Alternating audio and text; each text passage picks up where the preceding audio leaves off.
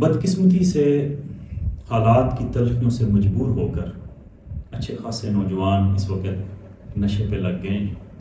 اور وہ وقتی سکون نشے میں ڈھونڈتے ہیں، پھر آہستہ آہستہ اس کے اس طرح سے عادی ہوتے ہیں کہ نشے کی یہ لت انہیں معاشرے میں کسی کام کا نہیں چھوڑتے۔ تو ایسے لوگوں سے اگر آپ نشہ چھڑانا چاہتے ہیں تو آپ یہ نسخہ استعمال کریں۔ اس سے جو نشے کی تروڑک ہوتی ہے، جو طلب ہوتی ہے، وہ کنٹرول ہو جائے گی، اور مریض کو اگر آپ تھوڑی دیر اپنے نگاہوں میں رکھیں، کنٹرول میں رکھیں کہ وہ نشہ نہ کرے، اور جب طلب ہو تو یہ نسخہ استعمال کراتے رہیں، تو انشاءاللہ تعالیٰ چند ماہ بعد ہی وہ نشے کی عادت چھوڑ دے گا۔ اس کے لیے آپ نے ایسا کرنا ہے کہ ازراقی مدبر یہ مل جائے گا، پنساری سے مدبر ہوا ہی مل جائے گا، لونگ، اجوین خراسانی، جیفل کا دانہ، جلوتری، تخم ہرمر، خردل،